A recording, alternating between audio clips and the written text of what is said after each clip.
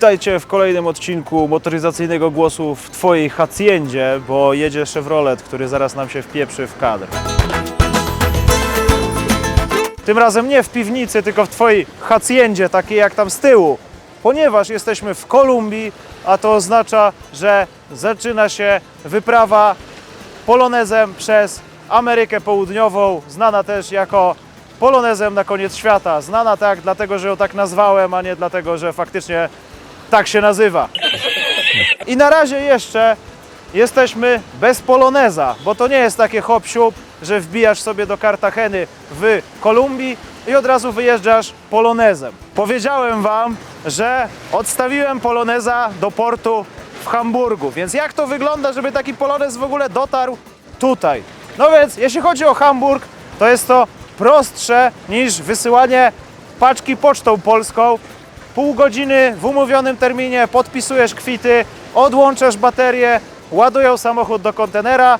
Przy okazji do bagażnika wrzuciłem wszystko, co zdążyłem, bo robiliśmy to na ostatnią chwilę, ale o tym, co mam w bagażniku, jeszcze Wam opowiem.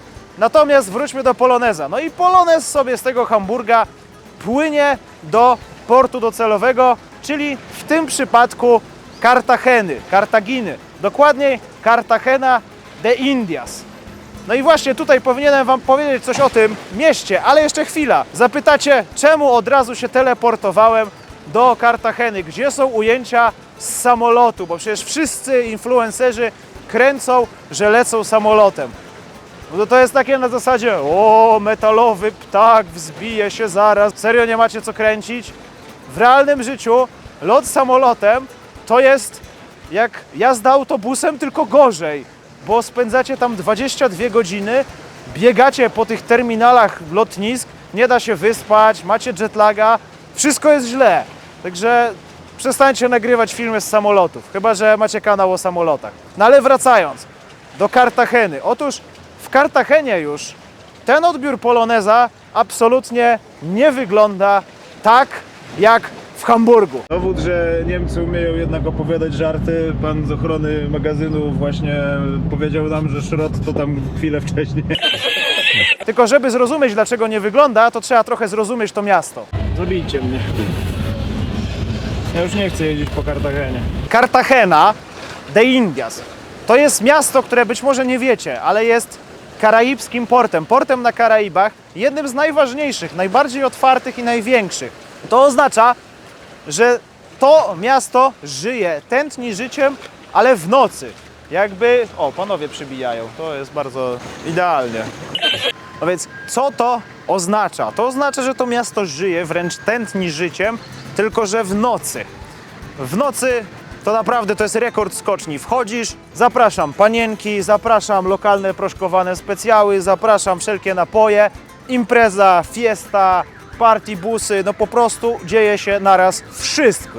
Jeśli jesteś z Europy i tu przyjedziesz, to nie ogarniesz tematu totalnie za pierwszym razem. Natomiast w dzień tutaj nie dzieje się prawie nic. Lokalsi są zajęci ukrywaniem się w cieniu i udawaniem, że pracują, bo każdy element cienia jest ważny, a po ulicach tak naprawdę chodzą tylko biali frajerzy, tacy jak my, którzy chcą zaoszczędzić na Uberze, który kosztuje 10 zł. No i właśnie w takich warunkach rozpoczęliśmy odprawę celną. Co z tego, że papiery były gotowe poprzedniego dnia, co z tego, że zostały zgłoszone z samego rana. Celnicy mieli czas. Było za gorąco, stwierdzili, że łaskawie umówią nas na zamknięcie. Najpierw na 16:30, a potem zmienili na 16:00, ale dotarliśmy do tego urzędu celnego podpisać kwity tylko po to, by dowiedzieć się, że nie da się w tej chwili tych kwitów podpisać, bo akurat Kolumbia gra z Urugwajem i cały urząd celny siedzi w salce przyzdobionej w ogóle w kolory Ekwadoru. Wszyscy, nikt nic nie robi, wszyscy siedzą na plazmie, oglądają mecz Kolumbia-Urugwaj. No to skoro nie da się załatwić papierów, to co zrobiliśmy? Poszliśmy usiąść i obejrzeć pierwszą połowę meczu Kolumbia-Urugwaj. Jakbyście kiedykolwiek zastanawiali się, jakie jest najdurniejsze miejsce, w którym oglądaliście mecz piłki nożnej, to w moim przypadku i szanownego kolegi Tomka tam za aparatem, to jest urząd celny w Kolumbii, w Kartagenie z celnikami. No i właśnie, zapytacie, o co chodzi z tym, że oni nie podbijają kwitów, tylko oglądają mecze. No bo w Kolumbii, a przynajmniej w Kartagenie, są rzeczy ważne i rzeczy ważniejsze. Na przykład są przepisy ruchu drogowego Co on robi tą kijem? i jest jechanie szybko. I tutaj, w tym mieście, jeśli chodzi o motorki, motocykle i skutery, to można powiedzieć, że akurat ich kierowcami nie rządzi nikt, ewentualnie w dupie mają prawo, a rządzi nimi papież albo ktokolwiek inny, ale na pewno nie prezydent Kolumbii. Jeżdżą w każdą stronę pod prąd, losowo, ale spokojnie, kierowcy nie są lepsi. Gdzieś obok są też sprawy ważne i ważniejsze, takie jak ważne może być sprawne oświetlenie, ale w przypadku taksiarzy ważniejsze jest to, żeby pokrzyczeć hola amigo taxi i modyfikować oświetlenie w taki sposób, żeby pozycje i stopy były stroboskopami, żebyś widział, że jedzie taksówka. Te stroboskopy to jest jeszcze nic. Nie zapominajmy o tym, że po pierwsze warto sobie założyć deskę do prasowania z tyłu oraz moje ulubione, wszyscy tutaj mają przyciemnione absolutnie wszystkie szyby i to jest do tego stopnia, że znaleźliśmy talię typu tuning, która miała ten obszar, gdzie nie ma wycieraczek, zaklejony czymś, co wygląda jak taśma izolacyjna. Ale to oczywiście nie jest koniec motoryzacyjnego krajobrazu Kolumbii, ale o tym jeszcze porozmawiamy, bo teraz wróćmy do Urzędu Celnego. W przerwie meczu, być może dzięki temu, że chyba remisowali albo wygrywali, już nie pamiętam w tej chwili, humory były dobre, można było wypełnić kwity. Na czym polegał problem? Otóż problem polegał na tym, że wypełnili je tuż przed zamknięciem. I żeby wyjechać z portu, poza tym T i P, trzeba jeszcze mieć SOAT, czyli taki odpowiednik naszego OC.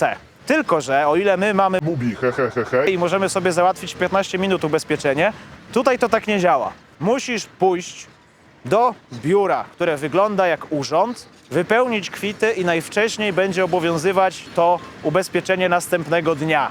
Małe szanse, że zrobią ci to tego samego, zazwyczaj tego nie robią. Na czym polega kolejny problem? Otóż biuro wystawiające SOAT zamyka się o 17, bo potem trzeba się przygotować do fiesty. Nie mieliśmy już szans przejechać z jednego końca miasta na drugie i wyrobić tego ubezpieczenia. Dzięki temu sytuacja układa nam się najgorzej jak można. Bo tak, ponieważ wylądowaliśmy w środę wieczorem, mieliśmy w 2 dni odebrać samochód i wyjechać w sobotę albo w niedzielę, to aktualnie to się nie uda, ponieważ mamy czwartek po zamknięciu urzędów i dopiero jutro pójdziemy wykupić ubezpieczenie, czyli ono będzie ważne od albo soboty, albo od poniedziałku, aczkolwiek mówili nam, że w sumie to od poniedziałku, bo system też ma siestę i odpoczywa w weekend, czyli wyjedziemy dopiero we wtorek. W skrócie mamy 3 dni z wyprawy w dół. Morale generalnie w dół, także nie pozostaje nic innego jak pójść na ostrą siestę, znaczy fiestę.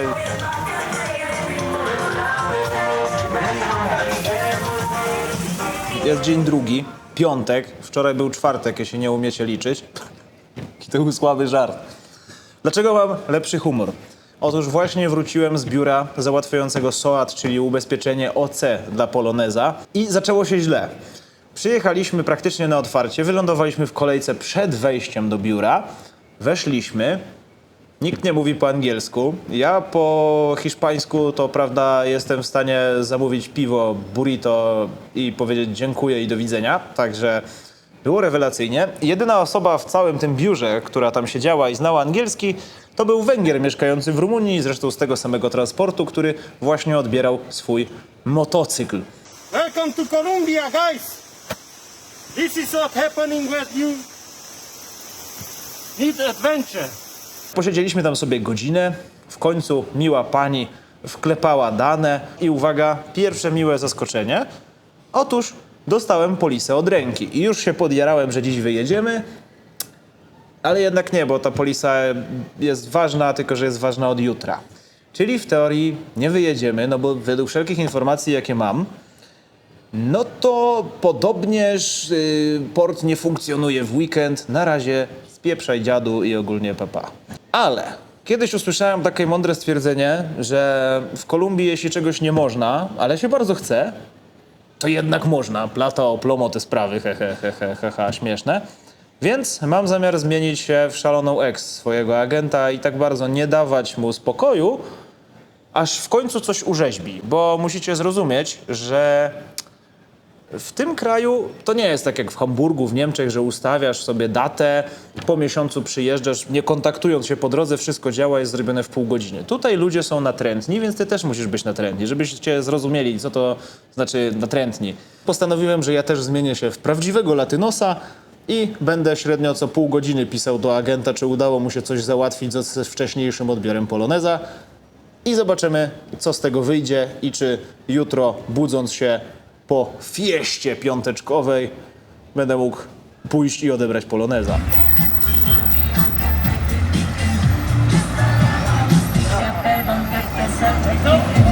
I słuchajcie, kolejny dzień. Wspaniałe hollywoodzkie przejście, bo rozumiecie, bo właśnie idę. A dlaczego idę? Bo mój wspaniały plan, żeby być super natrętnym, zadziałał. I rzeczywiście w Kolumbii, jeśli czegoś nie można, ale się bardzo chce, to można. I naszemu agentowi udało się umówić spotkanie na dzisiaj na 8:30. Także biegniemy do portu i chyba dzisiaj uda się odebrać poloneza. Także jest zajebiście. Kurwa, tak się podjarałem, że nie w tę stronę poszedłem.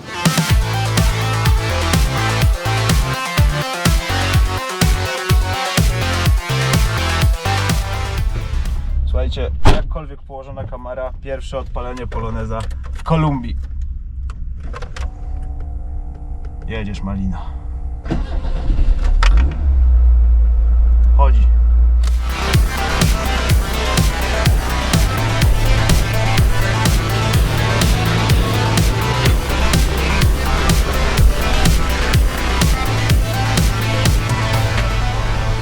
Udało się, nawet już nie jest aż tak gorąco w tym polonezie jak było, byłem cały mokry. Wyjeżdżamy z portu, jest sobota, jest nieźle, szukamy stacji benzynowej, a potem jedziemy na zakupy. Bo jutro opuszczamy Cartagenę. Się jeździ bez świateł, nie? Tak. Słuchajcie, teraz mam ciemne okulary, właśnie dojechałem na miejsce, nic nie widzę, więc będę wysiadał jak niewidomy. Pozycja. Tak, wysiadamy. Tak, udało się, jak widać, jesteśmy przy polonezie, udało się go dzisiaj odebrać z portu. Niestety w porcie nie nagrałem za dużo, bo tam był absolutny zakaz nagrywania, ale to, co się udało wyjechać, ale wygląda na to, że ominąłem jakąś kontrolę i muszę się wrócić, także jesteśmy w grze, moi drodzy, jesteśmy w grze. Mam ciśnienie oleju, mam temperaturę, nie mam paliwa, a port się nie chce kończyć. Zobaczcie, jaki on jest wielki. Jest kurwa ogromny. Jest naprawdę ogromny. Karaibski port, moi drodzy. To nagrałem. No i pokrótce, jak wyglądała procedura, była zaskakująco cywilizowana. Najpierw trzeba było poczekać, samochód zabrał mnie do wozu.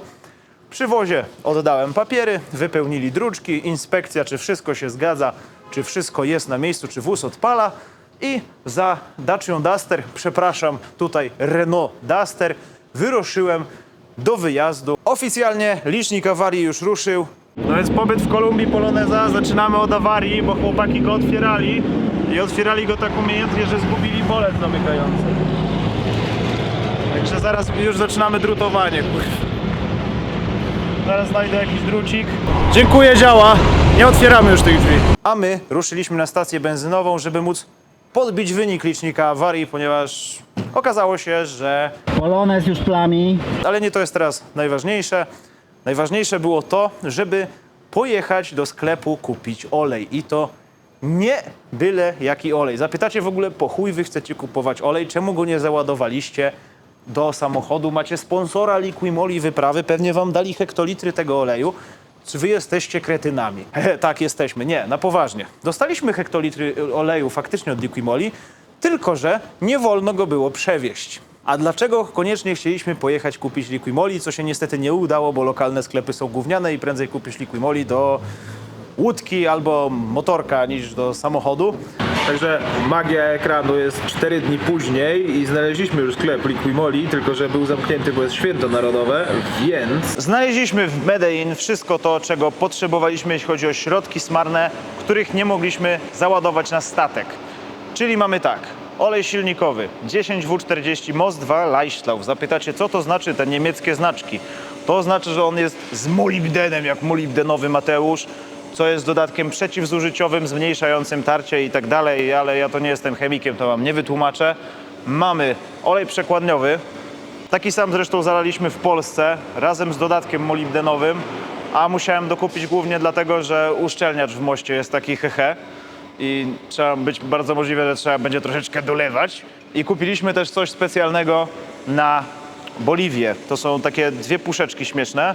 W jednej jest coś, co zwiększa oktanowość, w drugiej jakość benzyny, ponieważ podobnież w Boliwii są ogromne problemy z jakością benzyny, więc będziemy to testować, zobaczymy, czy to nam pomoże, jak będziemy mieli problem. Tak czy siak, ja już używałem tego wszystkiego w Polsce, zresztą tym samym ten wóz był zalany w Polsce, byłem zadowolony, natomiast teraz przede wszystkim zobaczymy, jak to sobie poradzi w trudnych warunkach w Andach, na bezdrożach, w całej Ameryce Południowej. No i opowiem wam, czy jest faktycznie tak dobre, zwłaszcza, że chłopaki z Liquimoli z góry powiedzieli, że oni to nie chcą takiego lokowania, że mam mówić, że wszystko jest wspaniałe, tylko mam przede wszystkim przetestować ich produkty. Sami zobaczycie, czy faktycznie to zadziała, czy nie zadziała, tak?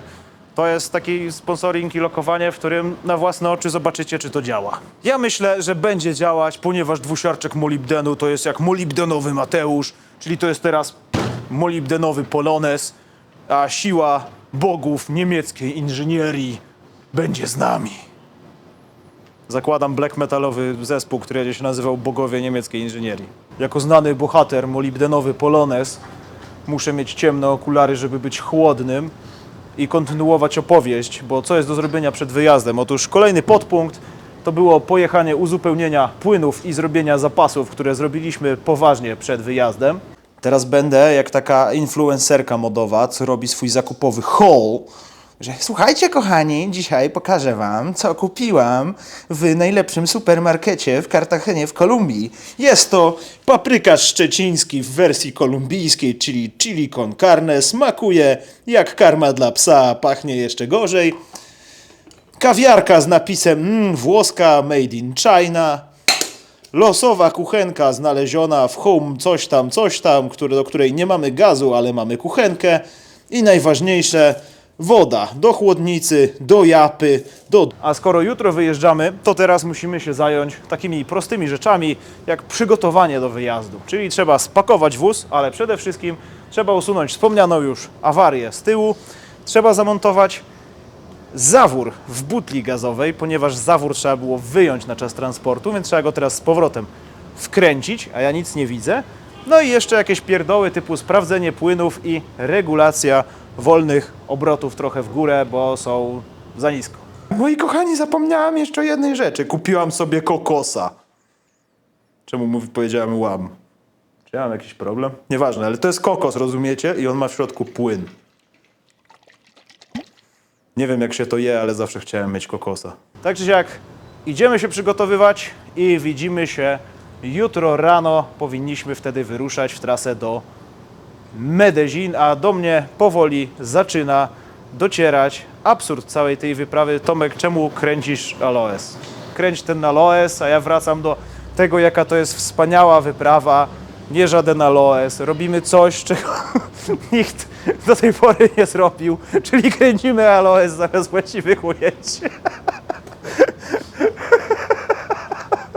Dobra, tak czy siak widzimy się jutro. Z Aloesem będziesz musiał się, Tomek, pożegnać, bo ruszamy na południe w stronę ziemi ognistej.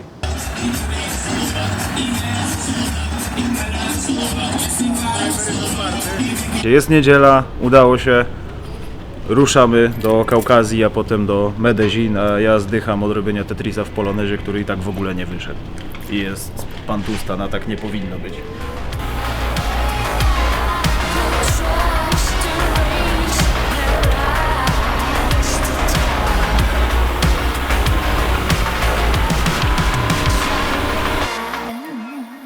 Rzeczą, która najbardziej podnosi mnie na duchu w tym całym gorącu, w byciu przepoconym jak świnia, w tej wysokiej wilgotności jest... Czemu mnie kręcisz? Będę pił kokosa. Spompować bica!